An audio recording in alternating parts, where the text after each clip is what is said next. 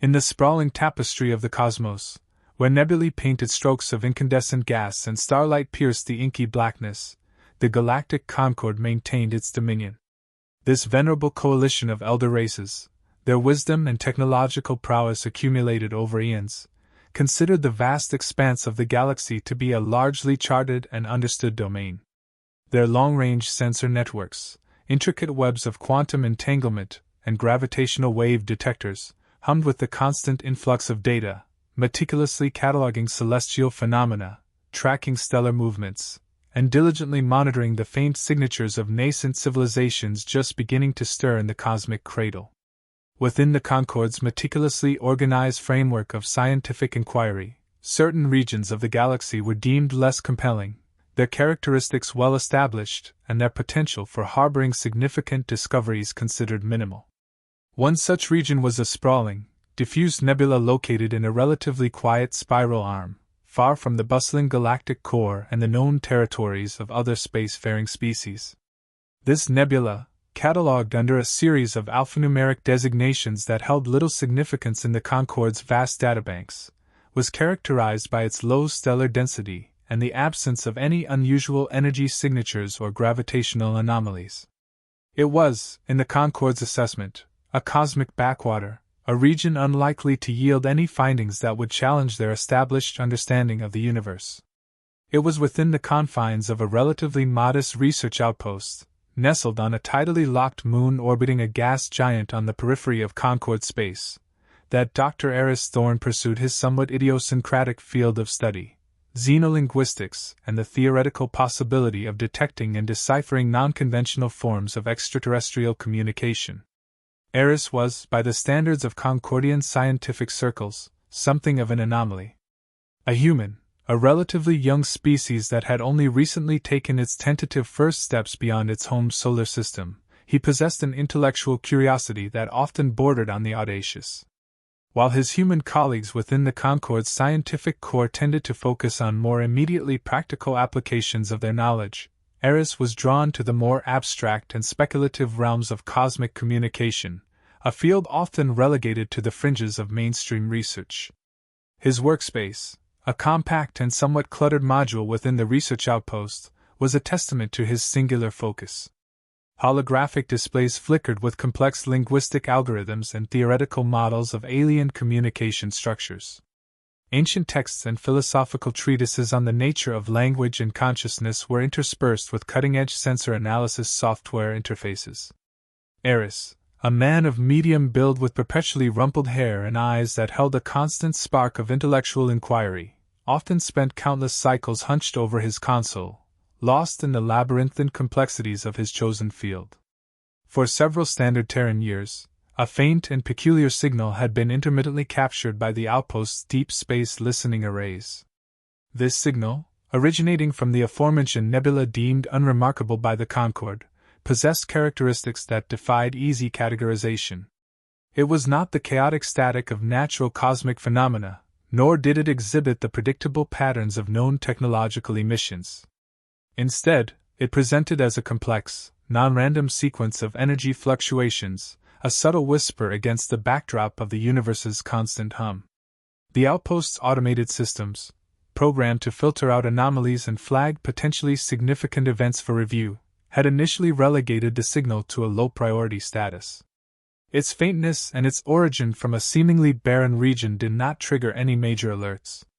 However, Eris, in his routine perusal of the outpost's raw data logs, a habit that often led him down unconventional research paths, had stumbled upon this faint, persistent anomaly. Where his colleagues might have dismissed it as a sensor artifact or an unusual form of natural radiation, Eris felt an inexplicable pull towards the signal. There was a discernible structure to its fluctuations, a non-repeating yet clearly ordered sequence that hinted at something more than mere chance. He began to dedicate increasing amounts of his time to isolating and analyzing this enigmatic whisper from the void. He applied a battery of linguistic analysis tools, algorithms designed to detect patterns and structures indicative of communication. While the signal did not immediately conform to any known linguistic models, either those developed by the Concorde or those theoretically extrapolated for alien languages, Eris detected subtle statistical anomalies, deviations from pure randomness that suggested an underlying intentionality. The signal seemed to possess a form of internal consistency, a set of rules governing the sequence of its energy bursts, even if those rules remained elusive. He cross-referenced the signal's characteristics with known natural phenomena originating from nebulae, the turbulent emissions from stellar nurseries, the faint echoes of supernovae, the complex interactions of magnetic fields and cosmic rays.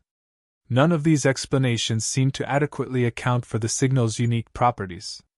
It lacked the broad spectral signature of most natural emissions and exhibited a level of ordered complexity that was uncharacteristic of random physical processes. As Eris continued his clandestine analysis, a growing conviction took root within him. This was not merely a quirk of cosmic physics, this was communication. It was a faint, hesitant whisper reaching out across the vast gulf of interstellar space, a potential message from an unknown sender residing within a region the rest of the galaxy had dismissed as silent.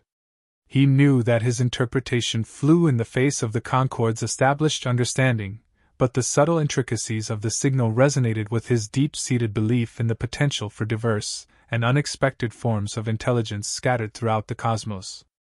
The whisper from the void had found a receptive ear in the quiet solitude of a remote research outpost, and Dr. Eris Thorne was determined to understand its message, no matter how faint or how improbable its origin might seem to the rest of the galaxy.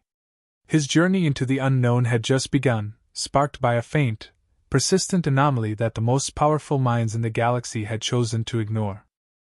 In the sprawling tapestry of the cosmos, where nebulae painted strokes of incandescent gas and starlight pierced the inky blackness, the galactic concord maintained its dominion.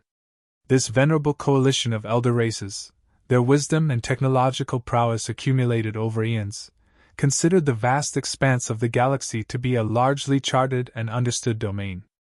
Their long-range sensor networks, intricate webs of quantum entanglement, and gravitational wave detectors, hummed with the constant influx of data, meticulously cataloging celestial phenomena, tracking stellar movements, and diligently monitoring the faint signatures of nascent civilizations just beginning to stir in the cosmic cradle. Within the Concord's meticulously organized framework of scientific inquiry, certain regions of the galaxy were deemed less compelling, their characteristics well established, and their potential for harboring significant discoveries considered minimal. One such region was a sprawling, diffuse nebula located in a relatively quiet spiral arm, far from the bustling galactic core and the known territories of other spacefaring species. This nebula, catalogued under a series of alphanumeric designations that held little significance in the Concord's vast databanks, was characterized by its low stellar density and the absence of any unusual energy signatures or gravitational anomalies. It was, in the Concord's assessment, a cosmic backwater, a region unlikely to yield any findings that would challenge their established understanding of the universe. It was within the confines of a relatively modest research outpost, nestled on a tidally locked moon orbiting a gas giant on the periphery of Concord space, that Dr. Eris Thorne pursued his somewhat idiosyncratic field of study, xenolinguistics, and the theoretical possibility of detecting and deciphering non-conventional forms of extraterrestrial communication.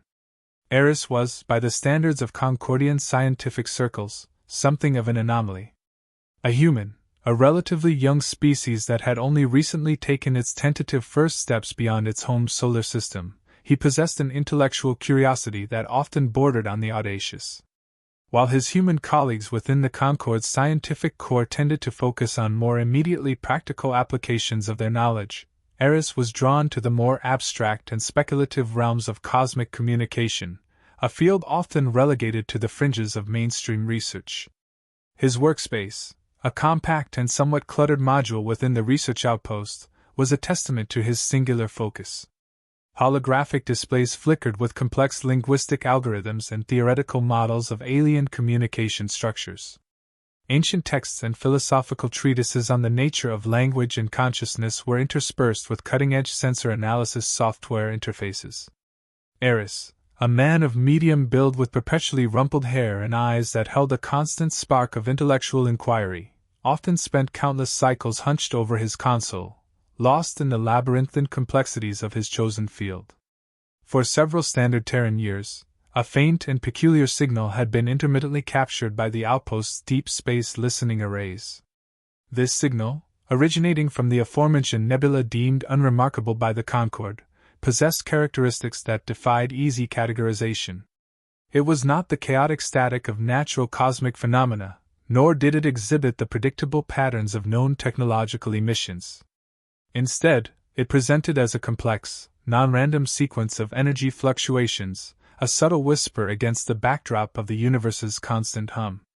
The outpost's automated systems, programmed to filter out anomalies and flag potentially significant events for review, had initially relegated the signal to a low-priority status. Its faintness and its origin from a seemingly barren region did not trigger any major alerts. However, Eris, in his routine perusal of the outpost's raw data logs, a habit that often led him down unconventional research paths, had stumbled upon this faint, persistent anomaly.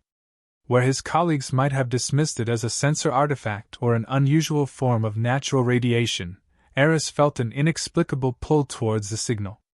There was a discernible structure to its fluctuations, a non-repeating yet clearly ordered sequence that hinted at something more than mere chance.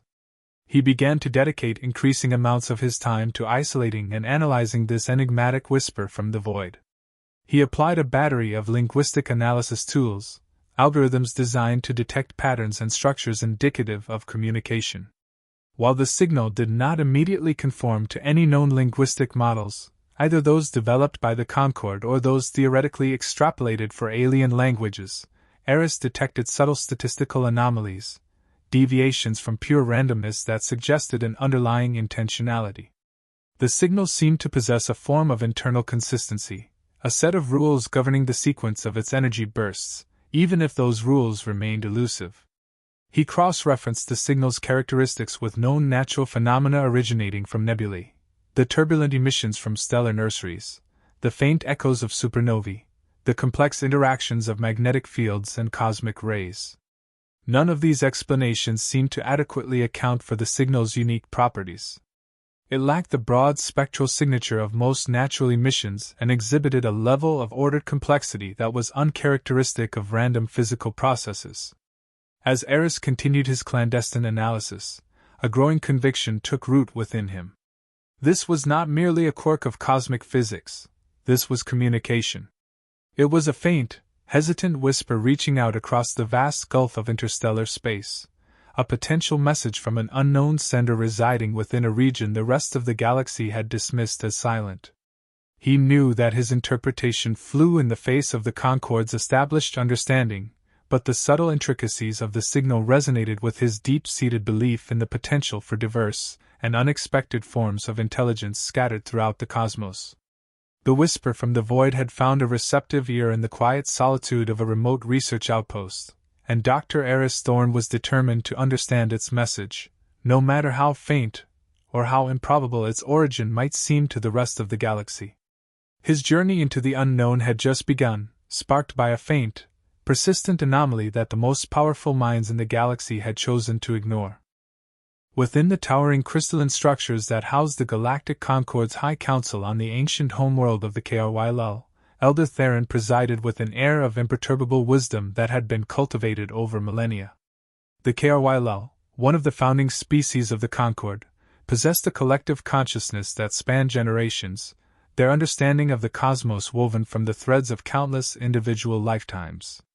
Their pronouncements carried the weight of eons of observation and analysis, their pronouncements on galactic matters rarely challenged and almost never proven wrong.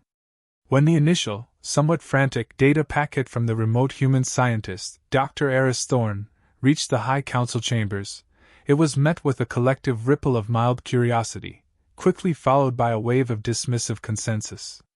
The Concorde's long-established protocols for evaluating potential extraterrestrial contact were rigorous and had been refined over countless encounters with nascent and developed civilizations. Thorne's claims of a structured signal emanating from a previously catalogued, unremarkable nebula, and his even more audacious hypothesis of a Dyson swarm concealed within, simply did not align with the vast body of data accumulated by the Concorde over its long history. Elder Theron, his multifaceted crystalline eyes reflecting the ambient light of the council chamber, telepathically addressed the assembled representatives of the Concorde's member species. The human scientist's enthusiasm is noted. Their species, though possessing a certain intellectual agility, often exhibits a tendency towards premature conclusions based on incomplete data. Our sensorium has monitored this region of space for countless cycles. There are no energy signatures consistent with a megastructure of the scale Dr. Thorne proposes. The faint electromagnetic fluctuations he has detected are most likely attributable to uncatalogued stellar activity or perhaps an unusual interaction of interstellar plasma within the nebula. The representative from the Silvani Collective, a species whose neural networks were intricately intertwined with the very fabric of their arboreal homeworld, projected a thought form of calm agreement. The Silvani consciousness resonates with the Concorde's assessment. Our deep-rooted sensitivity to subtle energy variations within the galactic environment has detected no anomalies of the magnitude required for a Dyson swarm in that sector. The human's interpretation appears to be a product of wishful thinking, a common trait among newly space-faring species eager to find evidence of other life. Even the pragmatic and technologically advanced Zidonian Confederacy, whose mastery of quantum physics was unparalleled, echoed the sentiment of skepticism. Their representative, a being of pure energy contained within a shimmering containment field, transmitted a complex data stream summarizing their independent analysis of the region. Our simulations, based on the known physical laws governing stellar energy output and gravitational interactions, unequivocally demonstrate the impossibility of a Dyson swarm of significant scale existing in that nebula without generating readily detectable signatures. The human's mathematical proofs likely suffer from flawed assumptions or incomplete understanding of the underlying cosmic dynamics. The Concorde's collective skepticism was not born of arrogance, but rather from the weight of empirical evidence and the rigorous application of scientific principles honed over eons. They had encountered countless instances of seemingly anomalous signals that had ultimately been explained by natural phenomena. They had witnessed the exuberance and occasional misinterpretations of countless young species making their first tentative steps onto the galactic stage. Their protocols were designed to filter out false positives, to avoid the expenditure of valuable resources on unsubstantiated claims. Furthermore, the very concept of a technologically advanced civilization deliberately concealing a megastructure of the scale of a Dyson swarm from the Concorde's pervasive sensor network seemed inherently improbable. The Concorde's detection capabilities were not limited to simple electromagnetic radiation. Their network incorporated gravitational wave detectors capable of sensing the faintest ripples in space-time caused by massive objects or energetic events. They utilized neutrino telescopes that could peer into the hearts of stars and supernovae. Their understanding of fundamental physics allowed them to infer the presence of large-scale structures through subtle gravitational lensing effects and minute perturbations in the cosmic microwave background radiation. The idea that a civilization could somehow circumvent all these detection modalities for an object as massive and energy-intensive as a Dyson swarm strained the limits of plausibility to the breaking point. Elder Theron, sensing the unified consensus within the Council, telepathically communicated a final directive. The human scientist's findings will be duly noted and archived.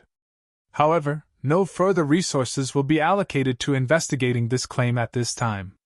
Our priorities lie in addressing more pressing matters that pose a tangible threat to the Concorde's stability and the well-being of its member species.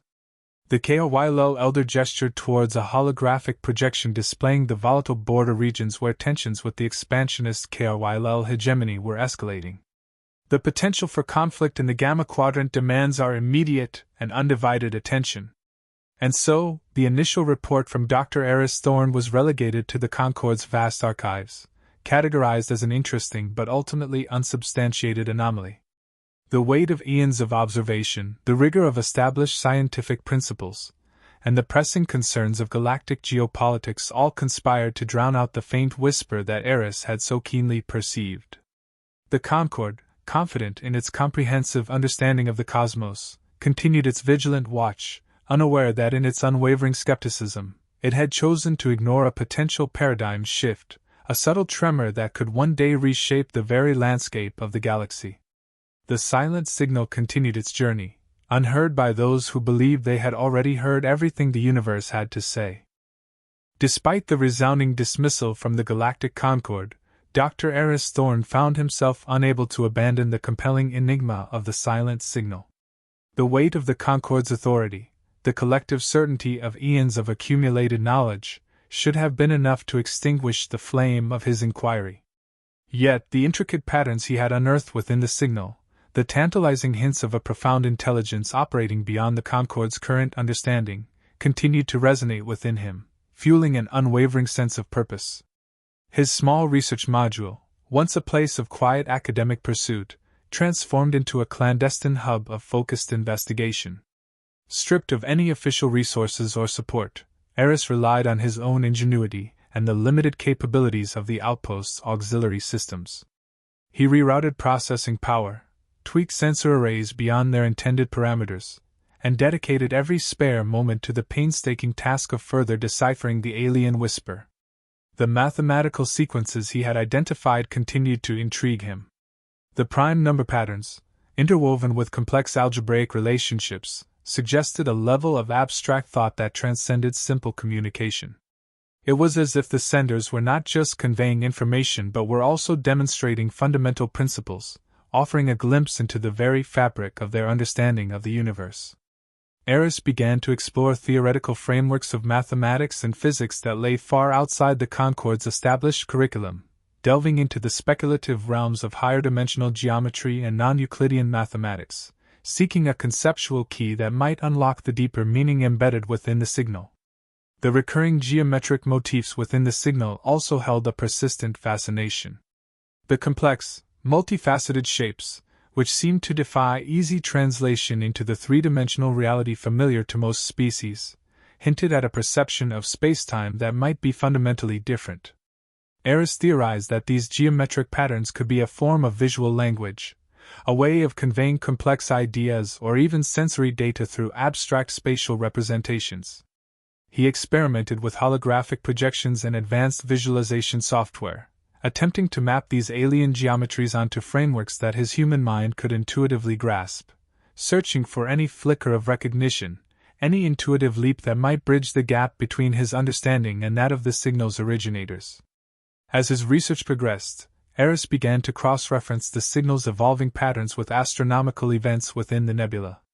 He meticulously analyzed historical data, searching for any correlations between the signal's fluctuations and recorded stellar flares, gravitational wave bursts, or other energetic phenomena. While no direct, obvious connections emerged, he noticed subtle temporal relationships, almost as if the signal structure was subtly influenced by or responding to events occurring within its distant star system. This reinforced his belief that the signal was not a static artifact but an active, ongoing communication attempt. Despite the lack of official support and the inherent limitations of his isolated research outpost, Eris found a renewed sense of purpose in his clandestine work. He knew that his theories were radical, that they challenged the very foundations of the Concord's galactic worldview. But the compelling nature of the signal, the intricate beauty of its hidden patterns, and the tantalizing possibility of contact with a truly advanced civilization spurred him onward. He meticulously documented every observation, every hypothesis, every breakthrough, no matter how small, knowing that one day he might need to present irrefutable evidence to a skeptical galaxy. His dedication bordered on obsession. Sleep became a luxury, sustenance a mere necessity. His focus narrowed to the faint whisper from the void, his mind constantly racing, seeking connections, deciphering codes, attempting to bridge the vast gulf of interstellar space and understanding. He knew that the odds were stacked against him, that he was a lone human voice challenging the collective wisdom of an ancient galactic power. But the potential reward, the unveiling of a hidden civilization, the expansion of galactic understanding, was a prize worth any personal cost. In the quiet solitude of his research module, Dr. Eris Thorne continued his persistent pursuit, a lone sentinel listening intently for a message that the rest of the galaxy had chosen to ignore, his unwavering belief fueled by the silent, enigmatic whisper from the stars. Despite the compelling tapestry of mathematical elegance and potential space-time manipulation woven within the silent signal, and despite Dr. Eris Thorne's increasingly detailed and meticulously documented findings, the Galactic Concorde remained steadfast in its posture of resolute skepticism. The initial dismissal, rooted in the weight of eons of accumulated data and the apparent absence of corroborating evidence within their vast sensorium, had solidified into an entrenched belief that Thorne's interpretations were, at best, imaginative leaps of logic built upon a foundation of misinterpreted anomalies, and at worst, the overzealous conclusions of a young species eager to find its place within the grand cosmic narrative. When Eris, driven by the undeniable logic of the prime number sequences and the increasingly coherent geometric representations he had extracted from the signal, transmitted a second, far more detailed report to the High Council, he hoped for a more receptive audience. He meticulously laid out his analytical process, providing intricate visualizations of the signal's structure, demonstrating the non-random nature of its components, and painstakingly articulating his theoretical framework for the potential Dyson swarm, a framework that accounted for its apparent undetectability through unconventional physics and energy manipulation. However, the Concorde's response, when it finally arrived after a protracted period of deliberation, was delivered with an air of patient condescension that Eris found even more disheartening than their initial outright dismissal. Elder Lyra of the Sylvani Collective, her thought form radiating an aura of serene certainty, addressed Eris through a holographic intermediary. Dr. Thorne, the High Council has carefully reviewed your updated findings. We commend your dedication and the considerable effort you have invested in this analysis. However, our fundamental assessment remains unchanged. While the patterns you have identified are indeed intriguing, they do not, in our collective judgment, constitute irrefutable evidence of extraterrestrial intelligence, let alone a megastructure of the scale you propose. Elder Lyra proceeded to dismantle Eris's arguments point by point, drawing upon the vast resources of the Concorde's scientific understanding. The prime number sequences, she suggested, could arise from complex natural processes within the nebula that were not yet fully understood. The geometric patterns, while exhibiting a degree of symmetry, could be the result of unforeseen interactions of electromagnetic fields or gravitational lensing effects distorting background radiation. As for Eris's theoretical framework for the undetectable Dyson swarm, Elder Lyra gently but firmly pointed out that it relied on speculative physics that had yet to be empirically validated and, in many cases, directly contradicted established Concordian scientific principles. Dr. Thorne, Elder Lyra continued, her tone imbued with an air of finality. We understand your enthusiasm and your desire to contribute to our understanding of the galaxy. However, it is crucial that scientific inquiry be grounded in rigorous methodology and verifiable evidence. While your hypotheses are imaginative, they lack the empirical support necessary to warrant further allocation of Concorde resources. We encourage you to channel your considerable intellectual energies into more established areas of research where your contributions can be more readily validated and integrated into our collective knowledge. The Zidonian representative echoed this sentiment, transmitting a complex data packet that presented alternative, purely naturalistic explanations for every anomaly Eris had highlighted. Their simulations, incorporating the latest advancements in quantum field theory and astrophysical modeling, demonstrated plausible scenarios in which the observed signal characteristics and faint gravitational fluctuations could arise from the intricate interplay of matter and energy within the nebula, without the need for any intelligent intervention or artificial megastructure. The KRYL elder, Theron, offered a final, almost paternalistic admonition. Young human, the universe is vast and filled with wonders, many of which continue to elude our full comprehension. It is natural for a young species to be filled with a sense of wonder and a desire to uncover the galaxy's secrets. However, wisdom lies in discerning genuine signals from the noise of the cosmos, in separating compelling evidence from the allure of the unknown. We urge you to exercise caution in your interpretations and to ground your scientific pursuits in the established principles that have guided the Concorde for millennia. The Concorde's unwavering stance was not simply a matter of intellectual inertia. It was deeply rooted in their long history of observing the emergence and development of countless civilizations across the galaxy. They had witnessed numerous instances of premature claims of extraterrestrial contact, often fueled by misinterpretations of natural phenomena or the projection of anthropomorphic biases onto the complexities of the cosmos. Their rigorous protocols and their inherent skepticism were, in their view, essential safeguards against the misallocation of resources and the propagation of unsubstantiated theories that could distract from more pressing galactic concerns. Furthermore, the Concorde's understanding of technological progression suggested that the leap from a civilization capable of interstellar communication to one capable of constructing a Dyson swarm, while remaining completely undetectable to their advanced sensors, was highly improbable. Their models of technological development indicated a predictable escalation of energy utilization and detectable signatures as civilizations advanced. A Dyson swarm, by its very nature, would involve the manipulation of stellar-scale energy, a process that, according to their understanding of physics, should generate readily detectable waste heat and other electromagnetic emissions, regardless of the efficiency of energy capture. Eris, receiving the Concorde's dismissive response, felt a wave of frustration and disappointment wash over him.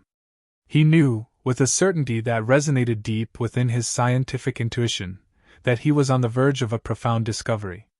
The intricate coherence of the signal, the mathematical elegance of its structure, and the tantalizing hints of a technology operating beyond their current comprehension could not, in his mind, be dismissed as mere coincidence or natural phenomena. He reviewed his data again and again, meticulously scrutinizing every pattern, every correlation, searching for any flaw in his analysis, any alternative explanation he might have overlooked. But the more he examined the evidence, the more convinced he became that the Concorde, in its unwavering adherence to established paradigms, was failing to recognize a truly extraordinary event unfolding in a seemingly unremarkable corner of the galaxy. Despite the official rejection, Eris resolved to continue his research in secret. He knew that he lacked the resources and the authority to conduct a full-scale investigation of the nebula. However, he could continue to monitor the signal, to refine his analysis, and to seek further patterns and insights that might eventually provide the irrefutable proof needed to sway the Concorde's entrenched beliefs. He felt a profound responsibility to the potential civilization reaching out across the void, a sense that he was the only one listening with truly open ears to their silent whisper. The weight of the galaxy's skepticism rested heavily upon his shoulders, but the faint, persistent signal remained his guiding star, a beacon of the unknown beckoning him to continue his solitary quest for understanding. The chasm between a lone scientist's conviction and the established authority of an ancient galactic power remained vast, but within that gap lay the potential for a paradigm shift that could forever alter humanity's place in the cosmos. In the quiet solitude of his clandestine research, Dr. Eris Thorne continued his vigil, the faint, enigmatic signal from the overlooked nebula his constant companion. The galactic Concorde, secure in its eons of accumulated knowledge and unwavering in its dismissal of his findings, remained oblivious to the subtle drama unfolding in a remote corner of its vast domain. Eris, fueled by an unshakable conviction and the ever-increasing complexity he discerned within the alien whisper, pressed onward, refining his analysis, seeking further corroboration, and meticulously documenting every minute detail of the perplexing communication. Then, a flicker. A fleeting, almost imperceptible anomaly registered on the periphery of the Concorde's vast, galaxy-spanning sensor network. It occurred in the precise region of space from which Eris's signal originated, a momentary distortion in the fabric of space-time, a transient ripple in the electromagnetic background, something that, under normal circumstances, would have been automatically filtered out by the Concorde's sophisticated systems as insignificant cosmic noise. However, due to a confluence of factors, a minor recalibration cycle affecting a particularly sensitive long-range array, a statistical anomaly flagged by a newly implemented deep learning algorithm designed to identify subtle deviations from baseline readings, and sheer, improbable chance, this fleeting event was not entirely erased from the Concorde's data logs. It was flagged as a Level 7 anomalous event, a designation typically reserved for minor sensor glitches or fleeting, unidentifiable phenomena that warranted no immediate investigation. Within the sprawling data archives of the Concorde's central information nexus, this Level 7 anomaly lay dormant, a single, almost insignificant data point amidst a torrent of galactic information. It would likely have remained buried indefinitely, another unremembered blip in the cosmic static, had it not been for a highly improbable sequence of events. A junior data analyst within the Zidonian Confederacy, a meticulous and somewhat obsessive individual tasked with the routine audit of long-range sensor data for potential systemic errors, stumbled upon the Level 7 anomaly during a particularly tedious review cycle. Intrigued by its unusual characteristics, a brief but distinct energy signature that defied easy categorization and a corresponding, almost simultaneous, microgravitational distortion, the analyst initiated a more detailed investigation. The analyst's independent inquiry, driven by a combination of professional diligence and personal curiosity, led them down a rabbit hole of cross-reference data. They correlated the anomaly's temporal and spatial coordinates with other seemingly unrelated events, minor fluctuations in the nebula's overall electromagnetic output, subtle variations in the trajectories of distant stellar objects, and most crucially, the archived reports of a certain persistent human scientist named Dr. Eris Thorne. As the Zidonian analyst painstakingly pieced together the fragmented data, a startling picture began to emerge.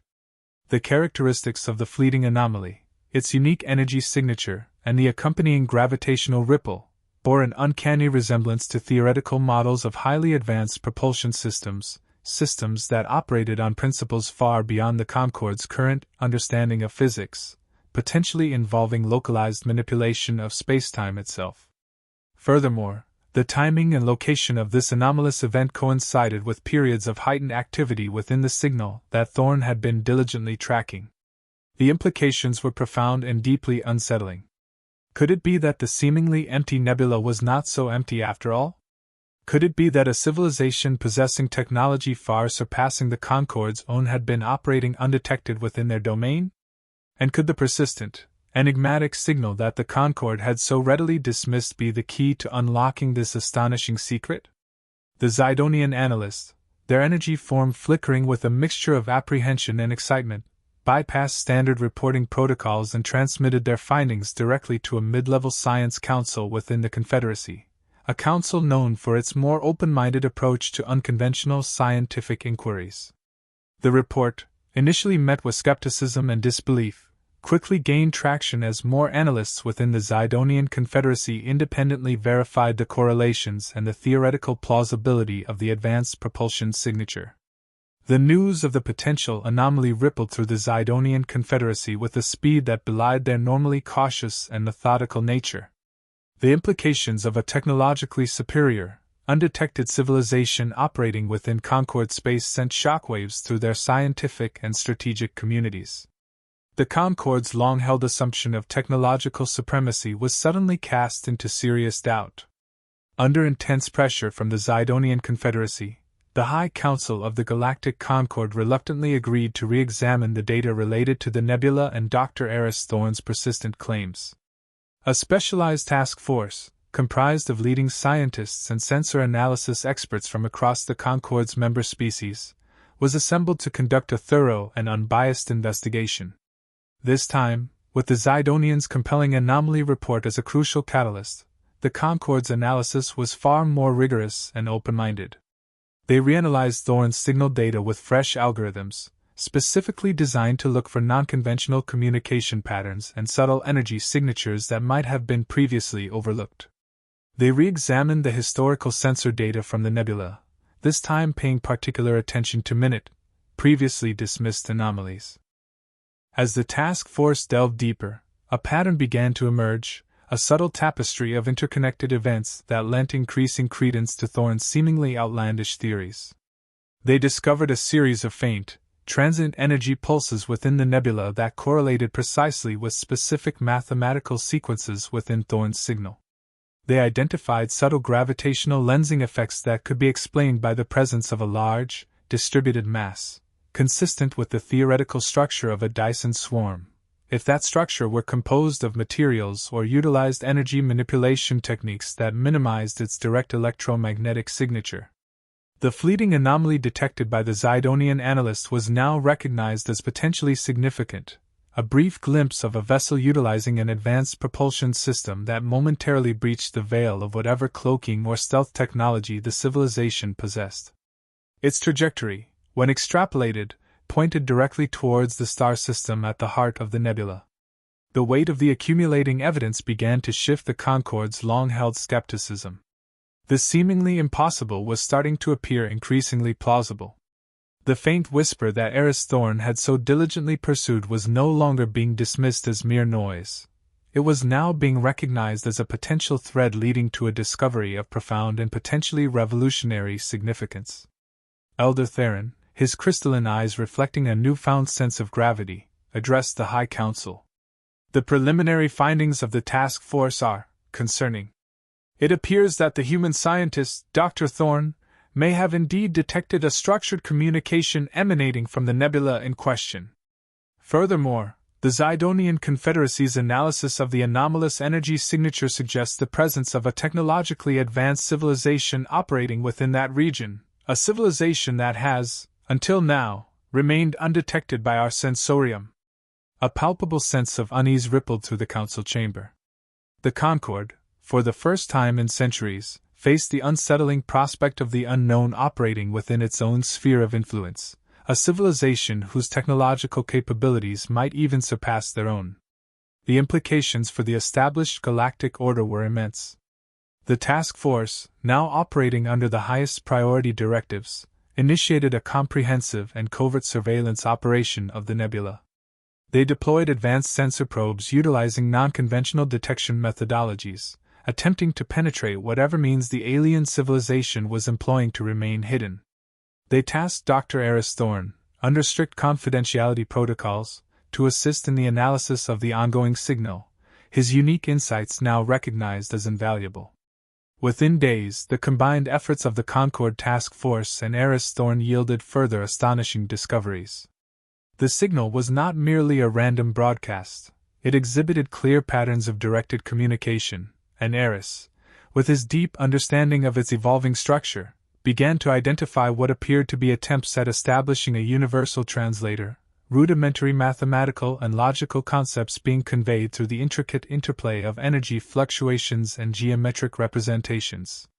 More significantly, the Concorde's advanced probes began to detect faint but persistent energy signatures emanating from within the nebula, signatures that defied conventional physics but aligned with Eris's theoretical models of the Dyson swarm's unconventional energy management. They also detected subtle gravitational anomalies that indicated the presence of a vast, distributed mass, consistent with a megastructure encompassing the central star.